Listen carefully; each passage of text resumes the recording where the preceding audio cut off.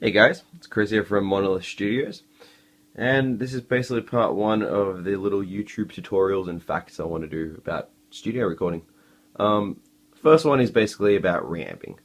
A lot of people don't really know what reamping is, and a lot of people see it as cheating or not the same thing as recording straight into an amp and all that sort of thing. But it's not the case. So I'm going to explain the process of reamping, and then maybe you'll get a better understanding of how it works. Because a lot of people do get apprehensive when it's brought up before recording, but it's basically the exact same thing. It's just easier and it saves a lot of time. So basically, the first thing is when you're doing reamping, instead of going straight into the amp, for example, so instead of running straight into the amp and then miking it up, basically the idea is to record the DIs straight from the guitar directly into the system. So you'd be going into a DI box, which the one I'm using at the moment is a Countryman DI, and then into a preamp of any sort. I like to go for a very clean sounding preamp because you don't really want your DIs to be colored. You want them to be as best preserved as possible before going back out into the amp. So I'm using a Safe Sound P1. It's probably one of the cleanest preamps I've ever used. It sounds fantastic. So that's what I'm using for my DIs, so bass, guitar, all that sort of thing.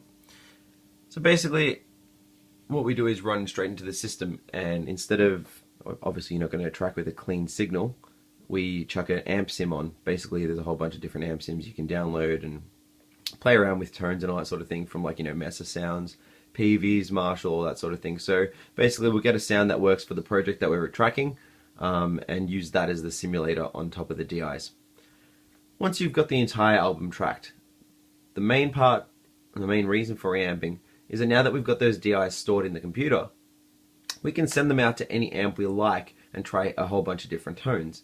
The last thing you want to do is end up with a tone recorded that you've gone straight in with and realize that maybe it's not the best tone for the recording, for the album project, whatever it is. So basically, once we've got that all saved in the computer, all your tracking's actually completed and it's time for reamping, the process is the same as if you were running into an amp. So now we've got them into the computer.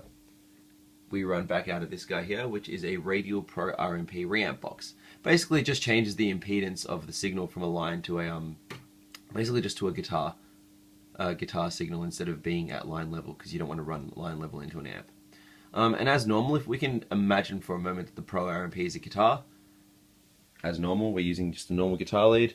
That'll go out to the rest of your chain as normal. So, for example, the project I'm working on at the moment, we've got a Maxon OD808. And that's just running straight into the 6505. And then from there, we mic it up as normal. And then that's just going back out into, currently, it's going out into my Blackline Audio B12A, which is basically a API styled preamp. And then we'll just hit play on the track, send the DI signal out to the reamp box. It'll run through the amp.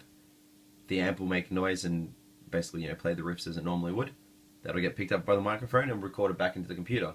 And then this way we can try a whole bunch of different heads and see which works best. And that's basically it. There's not really that much to it, but hope that clears up how reamping works for you guys. Cheers.